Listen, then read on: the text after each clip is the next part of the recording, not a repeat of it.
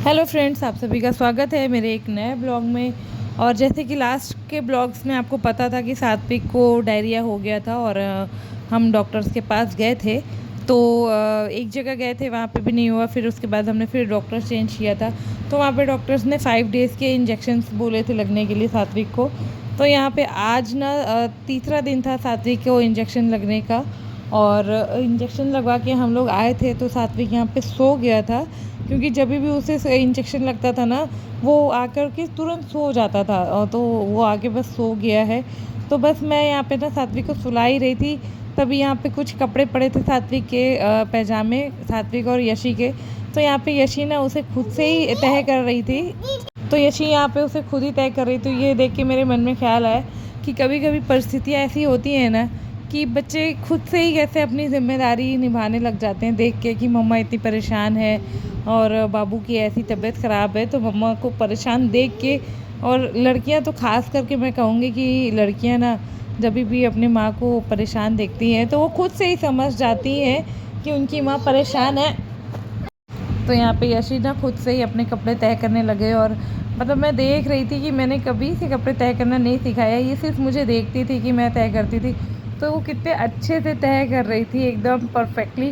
तो मतलब ये मुझे लगा कि अब बच्चे में कुछ इम्प्रूवमेंट हो रहे हैं यशी में। तो जैसे कि यशी खुद से ही मतलब बैठ गई अपने कपड़े तय करने के लिए। और मतलब बहुत अच्छा लग रहा था कि मतलब लड़कियां होती ना, इसी तरीके से होता है कि वो खुद से ही बड़ी होने लग जाती हैं और जिम्मेदारियां संभालने लगती हैं धीरे धीरे। तो मैंने भी ना यहाँ पे यशी को सिखा, मतलब जो मिस्टेक कर रही थी, तो वो जैसे कि वो बिना तय सीधे किए हुए कपड़े तय कर रही थी, तो मैंने उसे बताया कि बेटा कपड़े सीधे करके हमेशा तय करने चाहिए। तो ऐसे ही वो ना सारे कपड़े एकदम बहुत अच्छे से तय कर करके रख रही थी। तो मैंने इसलिए फिर उसकी वीडियो बना ली कि ये सब यादें रह जाती हैं ना, कि बच्चे कैसे धीरे धीरे खुद से सब चीज़ें सीखने लगते हैं। और इस तरीके से यशी ने एक और अचीवमेंट किया। मतलब मुझे बहुत बुरा वक्त नहीं कहूँगी, अच्छा ही खुशी हो रही कि बच्चा चलो कुछ इम्प्रूव कर रहा है। वो खुद से सीख रही है कपड़े तहाने और खुद से कर रही है अपने आप से। और उस समय मैं बाबू को सुला रही थी। तो यहाँ पे बच्चों के काम, मतलब जो यशी ने थे वो उसने सारे कपड़े तहा लिए थे।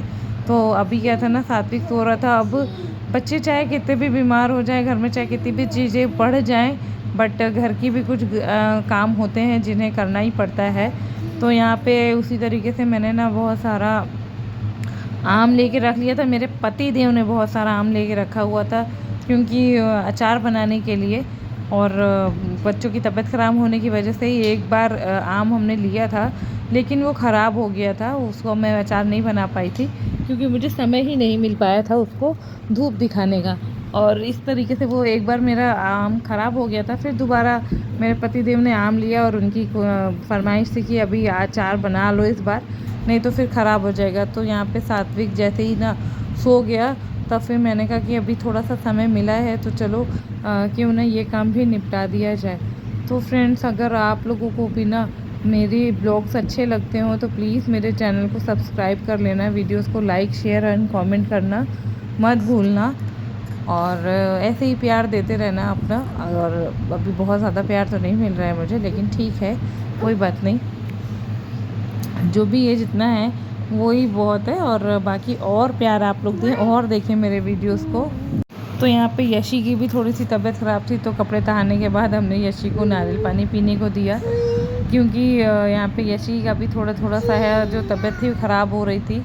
तो यहाँ पे बस जैसे ही सात्विक सोए, मैंने तुरंत फटाफट किचन में गई और उसका मसाला बनाने की तैयारी कर ली, क्योंकि ऑलरेडी जो आम था उसको धूप वूप तो इस बार दिखा दी गई थी, बस उसे मसाला लगा के मतलब डालना था। तो फिर मैंने फटाफट किचन में ना मसाला भी इसका रेडी करने पहुंच गई। तो यहाँ पे इसका मसाले थे जिसमें हमने लिया था धनिया, कलौंजी, अजवाइन, जीरा, खाने वाली सौंफ, थोड़ा मेथी दाना, काली मिर्च, साबुत काली मिर्च, और बस इतनी ही चीज़ें हमने ली थी। और इसे हमने ना अभी ड्राई रोस्ट कर लेना था, मतलब कि हमें इसे तवे पे सेक लेना था, जिससे ना मसाले अच्छे से हो जाते हैं, जब पक जाते हैं तो वो फिर ख़राब नहीं होते हैं। और हाँ, यहाँ पे हमने पीली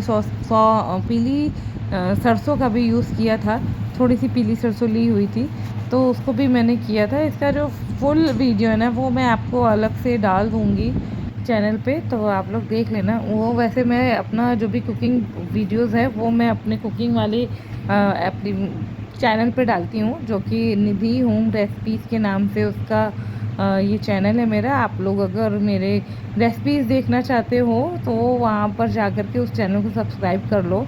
आप निधि होम रेसिपीज़ डालोगे ना तो मेरा चैनल का नाम आ जाएगा और आप उसे सब्सक्राइब कर सकते हो। वहाँ पे आप ये आम के अचार की और बहुत सारी कुकिंग वीडियोस हैं जो मैं डालती हूँ डेली, तो आप वो वहाँ पे जा कर के देख सकते हो अगर आप कुकिंग में इंटरेस्टेड हो तो।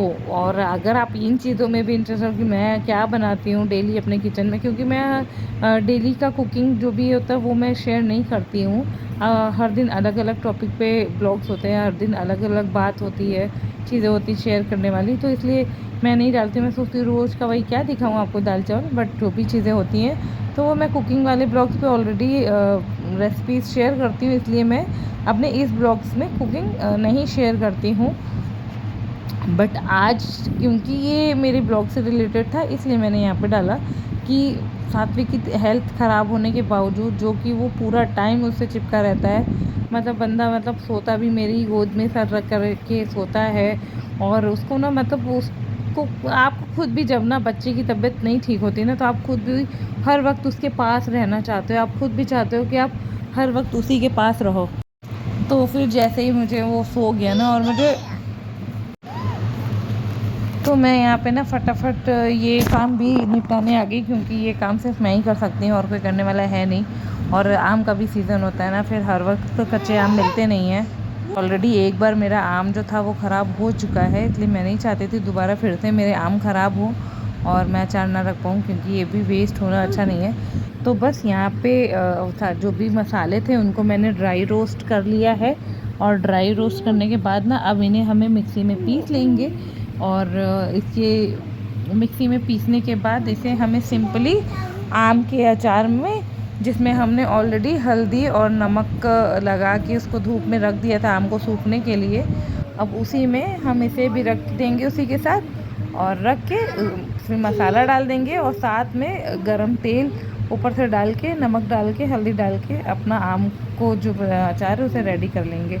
तो फ्रेंड्स, आप लोगों को मेरा ब्लॉग कैसा लगा मुझे ज़रूर बताना। अगर वीडियो पसंद आए तो चैनल को लाइक शेयर एंड कमेंट करना मत भूलना। उम्मीद करती हूँ आप लोगों को वीडियो मेरा पसंद आया होगा। Thank you so much guys. और यहाँ पे मेरा मसाला रेडी है।